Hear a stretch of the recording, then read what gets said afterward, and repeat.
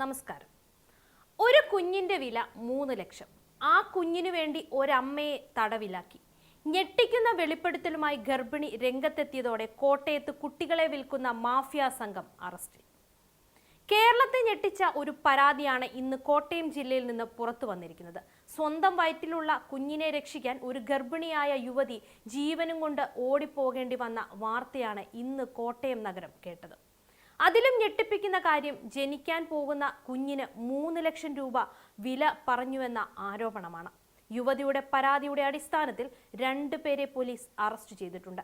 എന്നാൽ ഈ കേസിലെ പല കാര്യങ്ങളും ഇപ്പോഴും അന്വേഷണത്തിലാണ്. ഈ കഥ തുടങ്ങുന്നത് ആയിരക്കണക്കിന് കിലോമീറ്റർ അകലെയുള്ള അസമിലാണ്. വെറും 22 വയസ്സ് മാത്രം പ്രായമുള്ള ഒരു യുവതി. ഗർഭിണിയായിരുന്ന അവർക്ക് വീട്ടിൽ നിന്ന് വലിയ സമ്മർദ്ദമാണ് നേരിടേണ്ടി വന്നതെന്ന് പരാതിയിൽ പറയുന്നു. ഗർഭചിത്രം നടത്താൻ വീട്ടുകാർ നിർബന്ധിച്ചുവെന്നാണ് യുവതിയുടെ ആരോപണം. ഒടുവിൽ അവിടെ തുടരാൻ കഴിയില്ലെന്ന് മനസ്സിലാക്കിയ അവർ സ്വന്തം നാട് വിട്ട് സുരക്ഷിതമായ ഒരു സ്ഥലത്തേക്ക് പോകാൻ തീരുമാനിച്ചു. എന്നാൽ എവിടേക്ക് പോകണമെന്ന ചോദ്യത്തിന് ഉത്തരമില്ലായിരുന്നു. അപ്പോഴാണ് സാമൂഹ്യ മാധ്യമങ്ങളിൽ അമ്മമാർക്കും ഗർഭിണികൾക്കും സംരക്ഷണം നൽകുന്ന സ്ഥാപനങ്ങളെ അവർ അന്വേഷിക്കാൻ തുടങ്ങിയത്.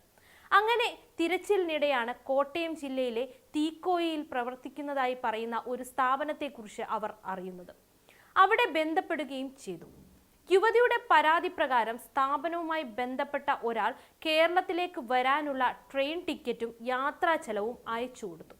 അതോടെ ആ സ്ഥാപനം വിശ്വസിച്ച് അവർ കേരളത്തിലേക്ക് യാത്ര തിരിച്ചു. തീക്കോയിൽ പ്രവർത്തിക്കുന്ന അർഷിവ് കെയർ എന്ന സ്ഥാപനത്തിലേക്കാണ് യുവതി എത്തിയത്. കേരളത്തിലെത്തിയ യുവതിയെ സ്ഥാപനത്തിലേക്ക് കൊണ്ടുപോയി.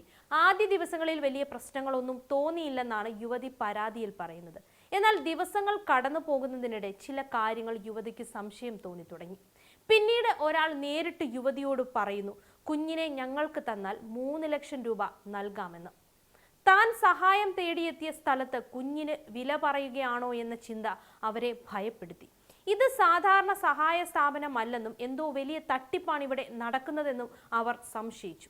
പിന്നീട് അവിടെ നിന്ന് പുറത്തു പോകാൻ ശ്രമിച്ചപ്പോൾ തന്നെ തടഞ്ഞുവെന്നും അന്യായമായി അവിടെ പാർപ്പിച്ചുവെന്നും മർദ്ദിച്ചുവെന്നും യുവതി പോലീസിന് നൽകിയ പരാതിയിൽ പറയുന്നുണ്ട്.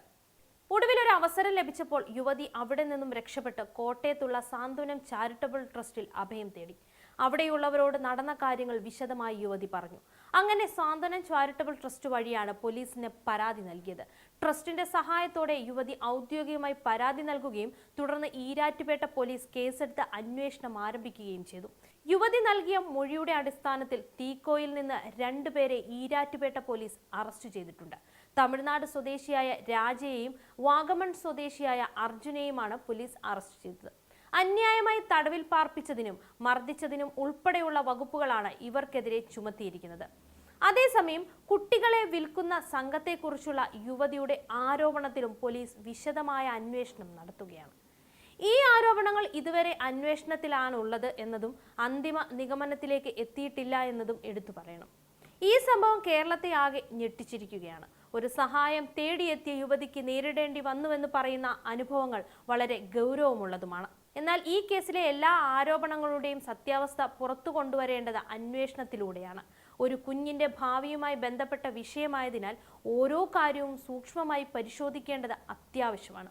യുവതി നൽകിയ പരാതിയും അറസ്റ്റിലായവരുമായി ബന്ധപ്പെട്ട വിവരങ്ങളും പിന്നീടുള്ള മറ്റ് സാധ്യതകളും പോലീസ് വിശദമായി അന്വേഷിച്ചുകൊണ്ടിരിക്കുകയാണ്.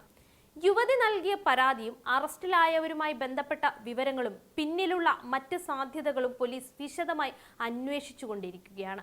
ഈ കേസിന് പിന്നിൽ കൂടുതൽ ആളുകളുണ്ടോ അതോ ഒറ്റപ്പെട്ട ഒരു സംഭവമാണോ എന്നതിന്റെ ഉത്തരം വരും ദിവസങ്ങളിലെ അന്വേഷണത്തിലൂടെ മാത്രമേ വ്യക്തമാകൂ. സത്യാവസ്ഥ എന്തു തന്നെയായാലും സഹായം തേടിയെത്തുന്ന സ്ത്രീകളുടെയും കുട്ടികളുടെയും സുരക്ഷ ഉറപ്പാക്കേണ്ടത് സമൂഹത്തിന്റെ വലിയ ഉത്തരവാദിത്തമാണ്. ഈ കേസിൽ പുതിയ വിവരങ്ങൾ പുറത്തു വരുമ്പോൾ യഥാർത്ഥ ചിത്രം കൂടുതൽ വ്യക്തമാകും. അതുവരെ അന്വേഷണത്തെ വിശ്വസിക്കുകയും സത്യാവസ്ഥ പുറത്തുവരാൻ കാത്തിരിക്കുകയും ചെയ്യാം.